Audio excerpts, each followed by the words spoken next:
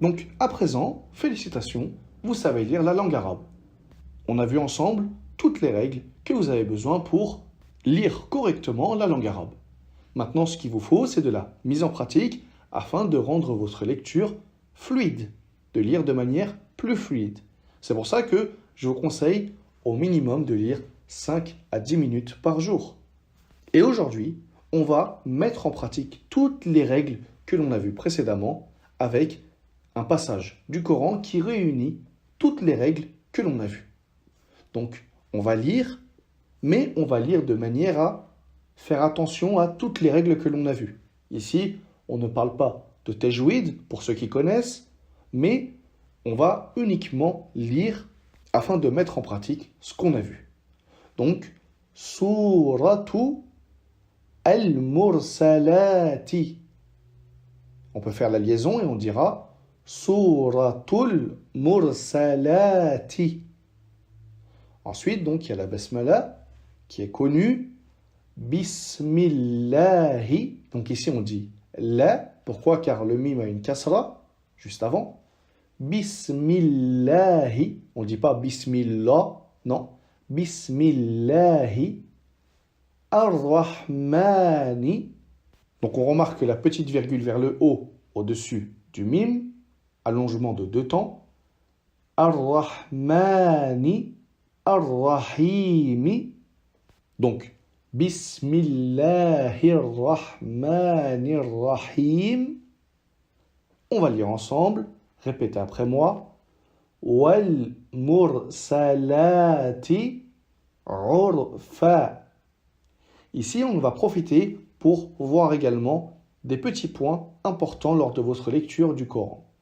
Ce ne sont pas des règles de tajwid, mais des petites choses à savoir pour bien lire. Lorsque le mot sur lequel on va s'arrêter, il a tanwin bil fatha, on va prononcer uniquement une seule fatha. On ne va pas dire urfan, mais on va dire urfa. D'accord? Ça, c'est une petite subtilité à connaître. Donc, deuxièmement, deuxième verset, fal asifati asfa. Ensuite, wannashirati nashra. Ici, pareil. On ne dit pas nashran, mais nashra. Falfariqati farqa. Falmulqiyati zikra. Uzran aw nuzra.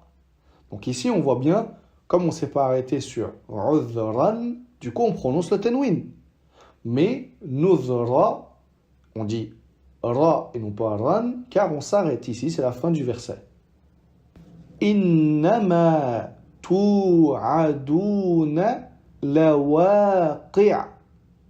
Donc, si le mot se termine par autre qu'une tanwin bil fatha, c'est-à-dire tanwin bil damma ou bil kasra, et qu'on s'arrête sur ce mot, dans la prononciation, on remplacera le tanwin par une soukoun. On ne dit pas la waqi'un, non. Ici, comme c'est la fin du verset, on dit la waqi'a. Fa'idha nujumu tumisat. Wa idha as-sama'u furijat.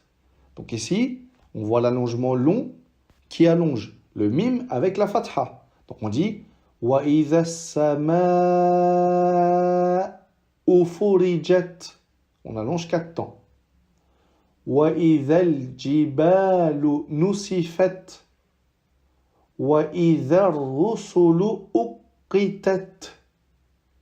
Li ayyi yawmin ujjilat. Li yawmil fasl. Donc pareil, une règle à retenir, c'est que la fin d'un verset, si c'est autre que tanwin bil fatha, on s'arrêtera avec une soukoun. On mettra une soukoun sur la lettre. Si c'est tanwin bil fatha, dans ce cas-là, on prononcera la lettre avec une fatha, comme dans le premier verset, urfa. Et bien sûr, vous le verrez dans la suite de votre étude de la langue arabe. Il y a toujours des exceptions, mais ici, on parle de règles générales. Parmi ces exceptions, si la fin d'un mot se termine par un ta marbuta avec tenwin bil fatha, dans ce cas-là, on prononcera comme un he, comme on avait vu précédemment, donc avec une soukoun, tout simplement.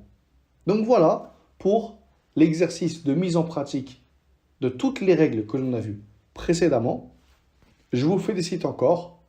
À partir de maintenant, ce que je vous conseille, c'est de lire régulièrement, au minimum 5 à 10 minutes par jour, jusqu'à que votre lecture soit fluide. Donc j'espère que cette série de cours vous aura été profitable, et moi je vous dis à très vite pour une prochaine série pour continuer ensemble à apprendre la langue arabe.